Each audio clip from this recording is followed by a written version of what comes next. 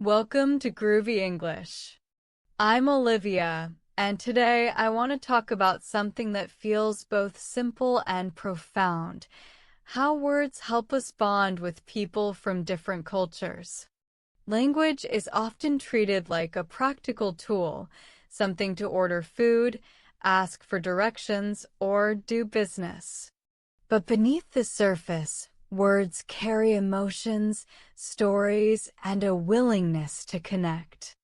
They are often the first bridge we build toward someone whose world may look nothing like our own.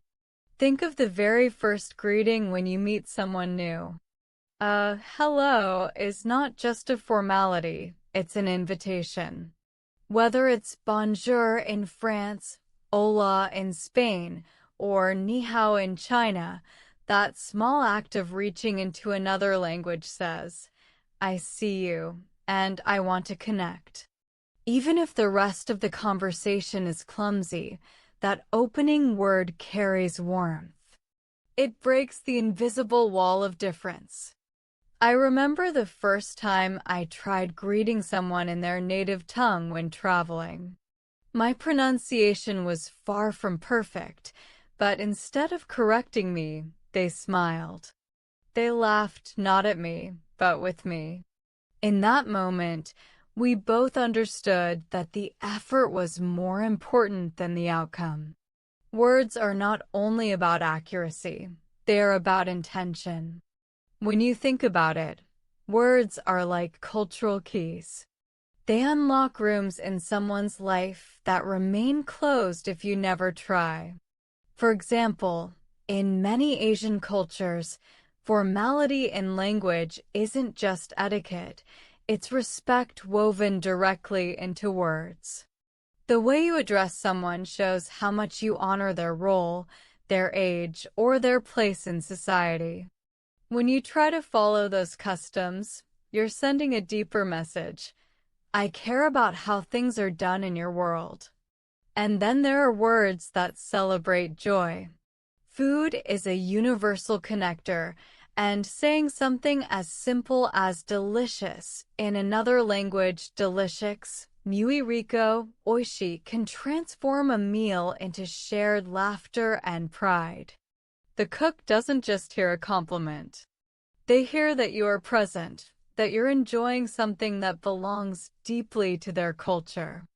Another magical thing about words is that every culture has its own treasures, words that simply don't exist elsewhere. Think about hygge in Danish, which is about cozy comfort, or wabi-sabi in Japanese, which honors imperfection, or Ubuntu from Africa, meaning I am because we are. These words don't just describe things. They reveal entire philosophies. Learning them is like getting a glimpse of another way to see life. And once you know them, you carry them into your own world. You can share them with friends, you can describe your feelings in richer ways, and you can connect with people who grew up surrounded by those concepts. Suddenly, it's not just their word anymore. It becomes ours, something that lives between cultures. Sometimes, words even cross over into daily life without us realizing it. Think about how English has borrowed words like kindergarten, cafe, or karaoke. Each one carries the history of another culture, but once it enters everyday use, it stops being foreign and becomes familiar. That process itself is a form of bonding, cultures lending pieces of themselves to one another through language. There's also a vulnerability in trying to use words that aren't your own. When we attempt to speak in another language, we expose ourselves to mistakes. And mistakes, ironically, can be beautiful. They create space for laughter, for gentle corrections, for kindness. They remind us that perfection is not the point, connection is. I think about the times I've been on both sides of this. Sometimes I'm the learner, fumbling through new vocabulary.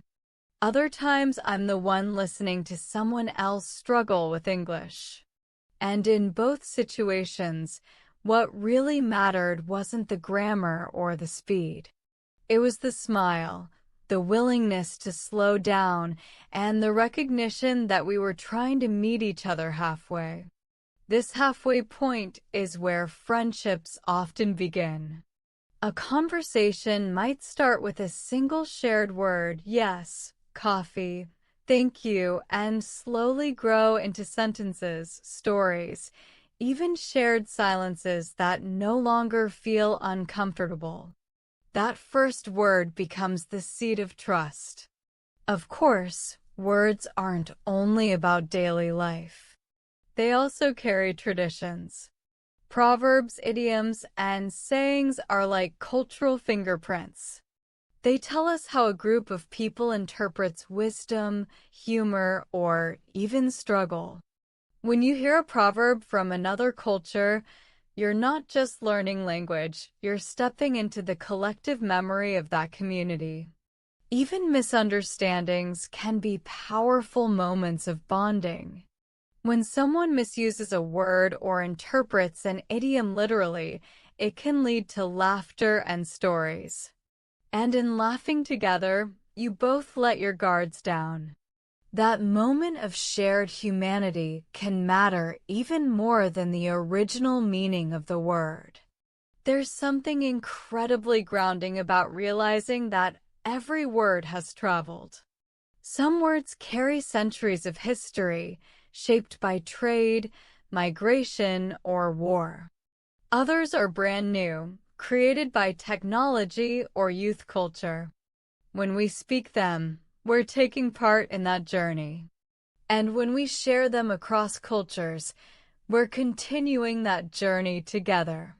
The truth is, words don't just connect individuals. They connect entire worlds. A phrase can carry the rhythm of a place, the humor of a people, the resilience of a history. And when you adopt it, even temporarily, you honor all of that. What's most touching to me is how universal the need for words is. Every culture, no matter how small, has created language to bond its people together. From lullabies whispered to babies to chants sung in stadiums, from formal speeches to casual jokes, words shape how we belong. And when we share those words across borders, belonging expands. So the next time you meet someone from another culture, notice the little things. A greeting, a shared phrase, a borrowed expression. Each of these is more than a tool, it's a bridge. And bridges, as we know, are built one stone at a time. The more we use words to connect, the more we discover that we're not so different after all. Our languages may vary, our accents may shift, but our desire to belong, to laugh, to understand, and to be understood, that's universal. And words are our way of reaching out a hand across the distance. If you walk away with anything from today's episode, I hope it's this. Never underestimate the power of even the simplest word. It could be the spark that starts a friendship, the gesture that eases a stranger's heart, or the moment you feel at home in a place far from where you were born. Words are not just language, they are love and sound. And so, wherever you are listening from, I want to thank you in English for sharing this space with me. Thank you for your words, your attention, and your willingness to connect. Because in the end, it's words like these that bring us together across every border, every culture, and every distance. When we think about bonding through words, it's easy to picture conversations that are smooth and easy. But in reality, some of the strongest connections are made in the rough moments, when two people are struggling to understand each other. There's something raw and human about stumbling together, repeating words, pointing, even laughing at the chaos. In those moments, language becomes less about rules and more about effort, patience, and goodwill.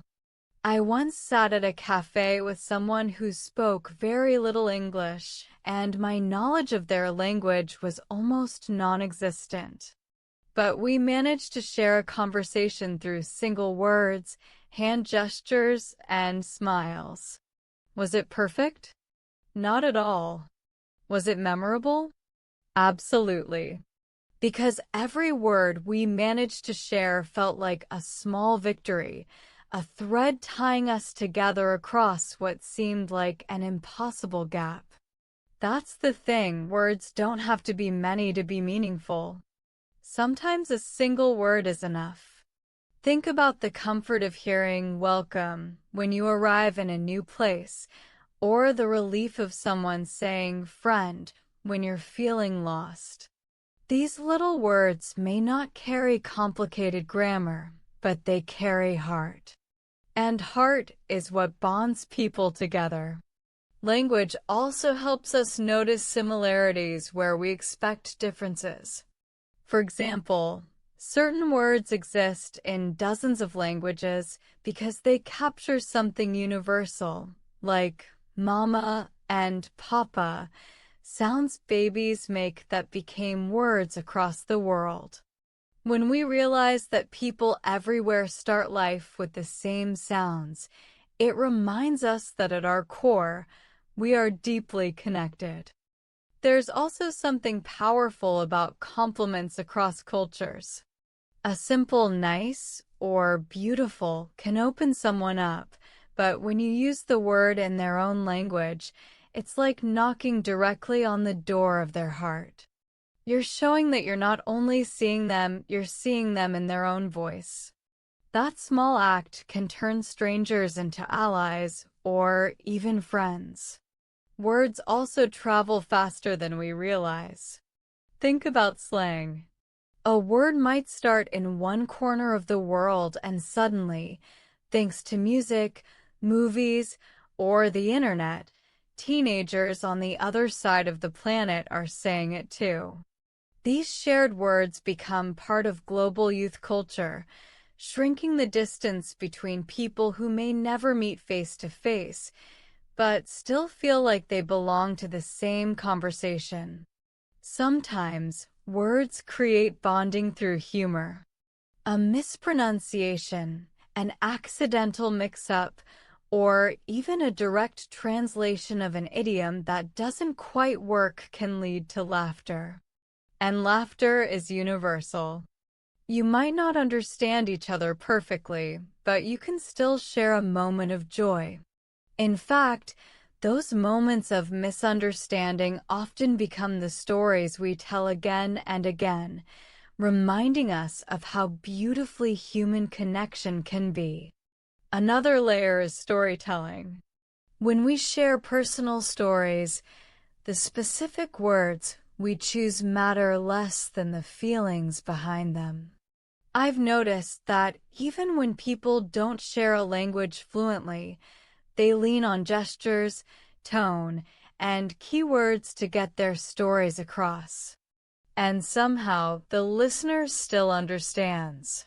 Storytelling is one of the oldest ways humans have bonded, and words, even when broken or incomplete, carry the essence of that bond. Words also shape how we see hospitality. In many cultures, there are phrases reserved only for welcoming guests. In Arabic, there's a beautiful tradition of using poetic words to greet visitors, making them feel not just accepted but honored. In English, even the phrase, "make yourself at home," is a gesture of trust and warmth. These words aren't just polite, they're invitations into belonging. Music, too, is full of borrowed words.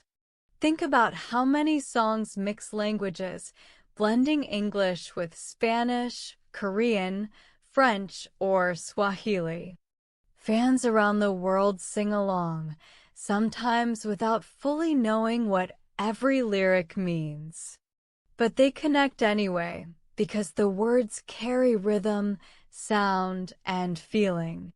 Through music, people find themselves speaking words they never studied, bonding with strangers at concerts or even online communities. Then there's the beauty of untranslatable words. Every culture has them, expressions that don't have an exact equivalent elsewhere. Learning these words can feel like uncovering secrets. They show us what another culture values, what it finds important enough to name. And when we borrow those words, even temporarily, we carry those values with us. It's a form of bonding that goes deeper than casual conversation. It's stepping into someone else's worldview. Bonding through words also shows up in rituals. Think about weddings where vows are spoken, or religious ceremonies where chants and prayers unite entire communities. Even if you don't understand the exact meaning of the words, the act of saying them together creates connection. Language in these moments isn't just communication, it's communion. When children grow up bilingual or multilingual, they often become natural bridge builders. They can move between cultures smoothly, using words to help groups understand one another. I've seen kids translate for their parents, not just literally but culturally, choosing words that soften misunderstandings, that make strangers feel like family. Those children carry an incredible gift, the ability to make worlds meet. In today's world, online communities prove how powerful words can be across borders.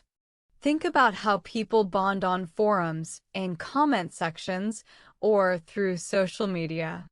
A shared hashtag, a common phrase, or even a single encouraging comment can spark friendships that span continents. Digital spaces show us that even without physical closeness, words alone can create a sense of belonging. It's also fascinating to think about silence in different cultures. Some cultures fill every gap with words, while others see silence itself as meaningful. But even then, silence often follows words. It's the pause that gives weight to what was spoken. Respecting these differences is another form of bonding, a way of saying, I understand not only your words, but also your rhythm. Sometimes bonding happens through teaching and learning words. Imagine someone asking, how do you say this in your language? That simple question creates a moment of sharing. The teacher feels proud, the learner feels curious, and both feel connected. Over time, these little lessons build trust and affection. You're not just learning vocabulary, you're learning each other. Of course, words aren't always spoken. Written words have just as much power to connect. A handwritten note, a text message, or even a carefully chosen emoji can bridge miles of distance. For many people living abroad, a message from home can feel like a hug wrapped in words. And for people building friendships online, writing often becomes the foundation of trust. Bonding through words also happens in workspaces. When teams come together from different countries, they often create their own shared vocabulary, jargon, inside jokes, or code words that only make sense within the group. These words strengthen teamwork and remind everyone that, despite cultural differences, they're part of the same story. Even mistakes in professional contexts can create connection. A colleague misusing a word can spark laughter, which in turn eases tension and makes collaboration smoother. Over time, those small moments of linguistic imperfection become part of the team's culture, little reminders that we're all human. Then there are the words of kindness, phrases that show empathy. I understand. I'm here for you. You're not alone. No matter what culture you come from, these words carry weight. They remind us that bonding isn't only about laughter or curiosity. It's also about support, about being present for each other in harder times. There's a lesson there. The meaning of a word grows bigger than its dictionary definition once it's spoken with emotion. Friend doesn't just describe a relationship. It carries warmth, hope, and belonging. Words multiply in meaning when spoken between people who are trying to connect. Some of the most meaningful words in cross-cultural bonding are questions. Simple ones like, "Where are you from?" or "What does that mean?" show curiosity. Curiosity is an invitation. It tells the other person bonding through words is also about timing. Sometimes, the right word at the right moment changes everything. A stranger saying, "Don't worry," when you're lost in a foreign city, or someone whispering, "It's okay," when you're embarrassed by a language mistake, can stay with you for years. Those words might be small, but their impact is unforgettable. Think, too, about shared languages that emerge over time. In cities where many cultures mix, people often create hybrid ways of speaking, blending words from different origins. These new languages, like Spanglish or Singlish, are proof that words don't just help us bond, they evolve through bonding. They're living examples of cultures intertwining. When people fall in love across cultures, words become both a challenge and a gift. Couples often mix languages in private ways, nicknames, phrases, or jokes that only they understand. Their love story is written in a language that belongs to no one else. These personal words become a bond stronger than any dictionary could capture. And finally, there's gratitude. Saying thank you is perhaps the most powerful bonding tool we have. Gratitude in any language opens hearts. Whether it's merci, gracias, arigato, or thank you, the act of expressing thanks builds trust and warmth. It's the universal recognition that we are better together. The more we pay attention to these moments, the more we realize that words are not just sounds or letters. They're tiny gifts we offer to one another, carrying meaning, care, and connection. Every time we share them across accents, across mistakes, across borders, we're building something that lasts. So wherever you are, listening to this right now, I hope you remember that your words matter. They might seem small in the moment, but they have the power to cross oceans, heal misunderstandings, and create friendships that would otherwise never exist. That is the beauty of language. That is the beauty of connection. Sometimes I think about how children approach words differently than adults. Children don't worry about grammar or pronunciation. They just want to be understood. They mix languages if they need to. They invent words when they don't know the right ones, and somehow, their meaning still comes through. Watching kids interact across cultures reminds us that bonding isn't about perfection. It's about playfulness and openness. Adults, on the other hand, often hesitate. We want to get things right before we speak. But in holding back, we sometimes miss the opportunity to connect. The courage to use a new word, even if it feels clumsy, is often the very thing that breaks the ice. Words are not about showing off knowledge, they're about showing willingness. I once met someone who barely spoke English, but she knew how to say friend. She repeated it several times during our conversation, using it almost as punctuation. Each time she said it, she pointed to herself and then to me. That one word was enough to create a bond. It didn't matter that the rest of the sentences didn't flow. What mattered was that one clear message. She saw me as a friend. You care enough to listen. In many ways, the art of asking is even more powerful than the art of telling, because it makes space for someone else's world to enter yours. Bonding also happens through humor and language. Jokes don't always translate well, but laughter is universal. Sometimes, even a failed joke becomes funny because of the misunderstanding itself. When two people laugh at the same mistake, they stop being strangers. The language gap turns from a wall into a playground. Poetry is another beautiful way words bond us. Even if we don't fully understand every word in a poem written in another language, we can still feel its rhythm, its emotion, its cadence.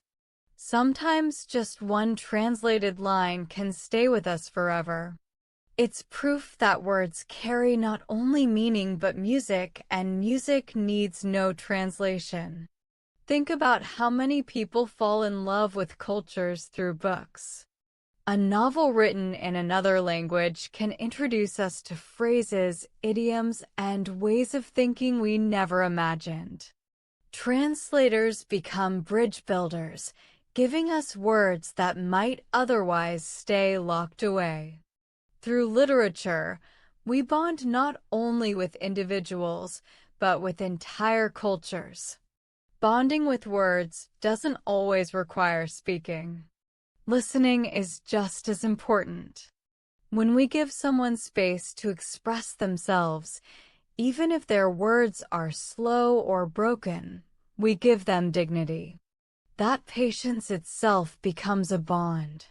Sometimes silence while listening is one of the most powerful words we can offer.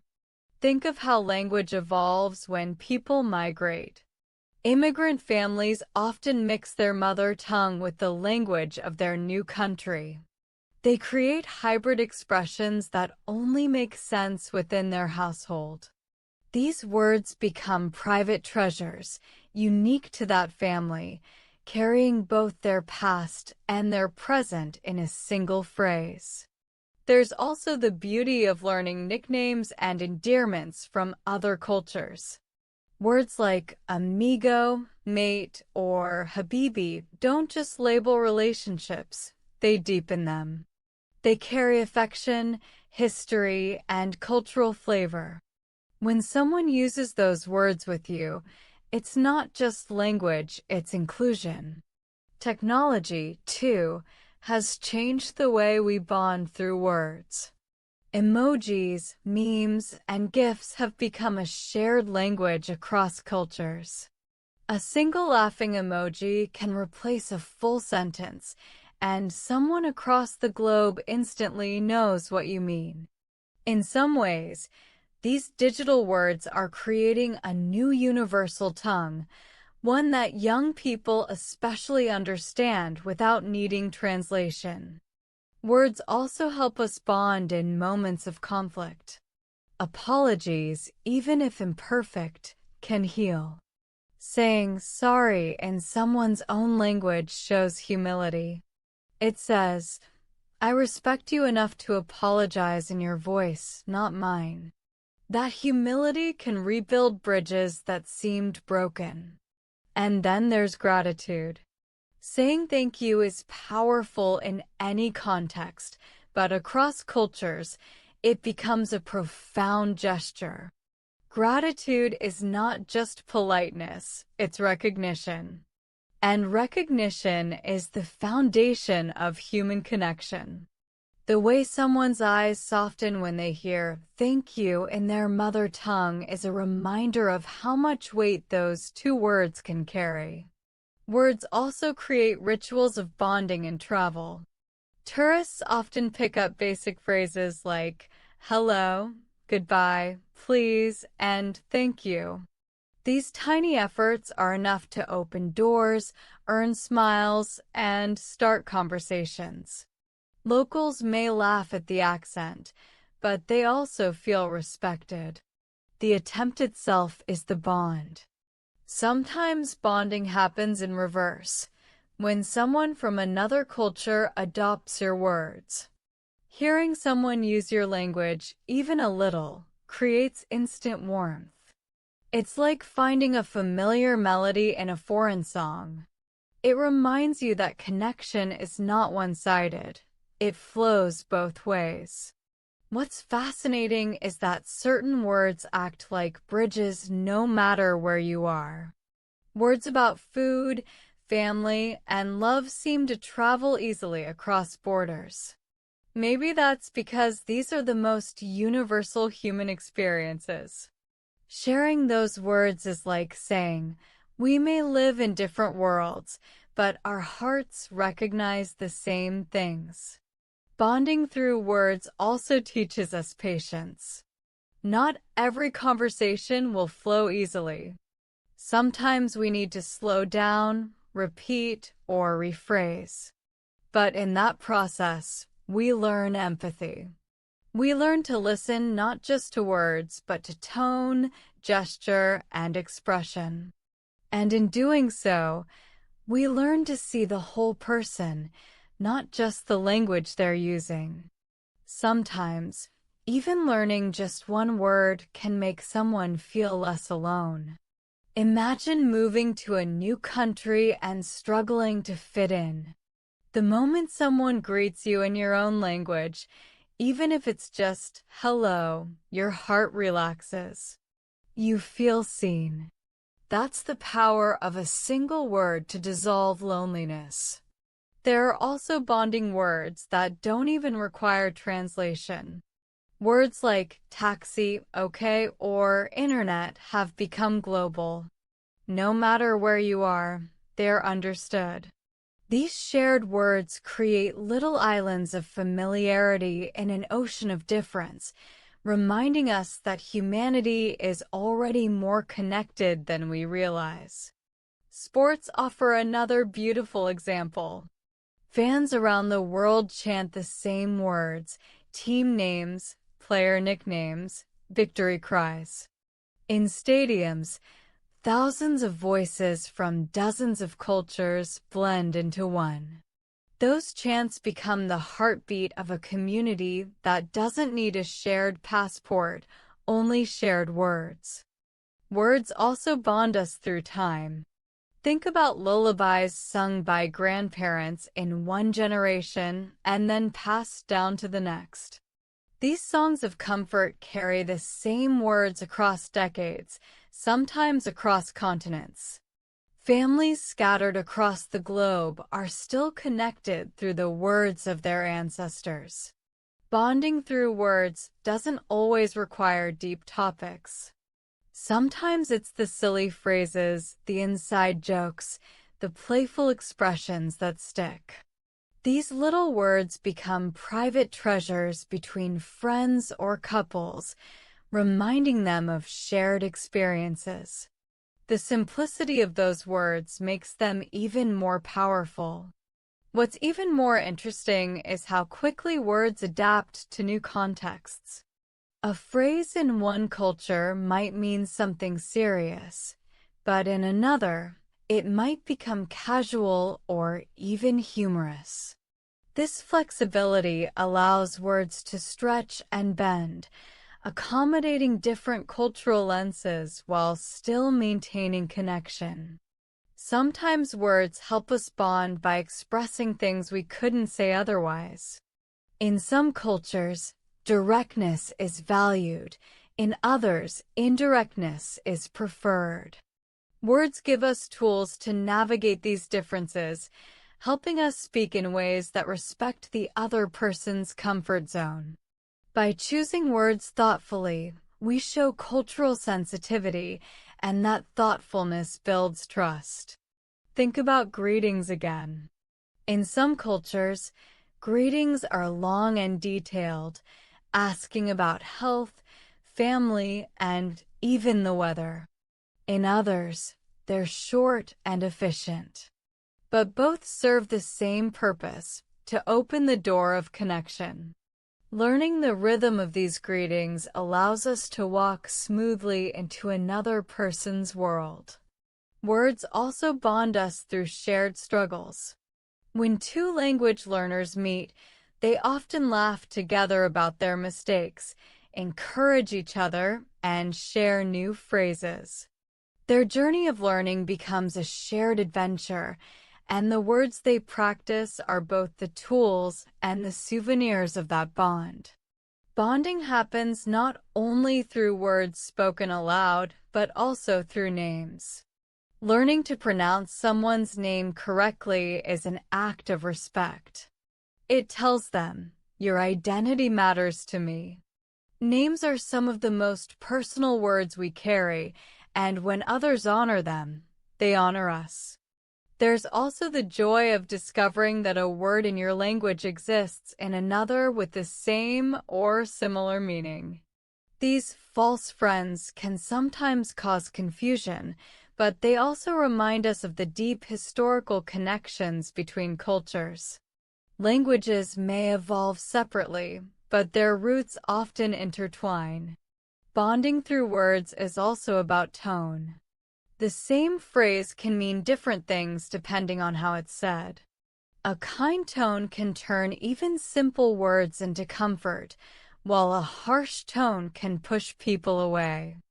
Learning the melody of another culture's words helps us connect not just through language, but through feeling. Sometimes words connect us even when they're never spoken directly. Reading someone's body language, noticing their expressions, and filling in the gaps with kindness are also forms of language. The bond isn't just in what we say, but in how we allow space for meaning to emerge together. And then there's celebration. Words shouted at festivals, sung in songs, or written on banners unite entire communities. Even if you don't understand the details, the energy of shared words pulls you in, making you feel part of something bigger. These collective expressions remind us that language is not just individual, it's communal. In times of crisis, words also become lifelines. Simple phrases like, "Are you okay?" or "Do you need help?" transcend cultural barriers. In emergencies, people don't care about perfect grammar, they care about humanity. These words bond us in our most vulnerable moments, reminding us of our shared fragility. Bonding through words can also happen slowly. Sometimes it takes weeks or months of small conversations before two people realize they've built a friendship. Each word shared adds another layer, like bricks in a wall, until one day the connection feels solid and unshakable. Finally, there's the joy of discovery. Each new word we learn from another culture feels like a gift. Each time we use it with someone who grew up with it, we honor their world. And every time they respond with a smile or a laugh, we're reminded that words are not just sounds, they're bridges, alive and glowing, carrying us toward each other.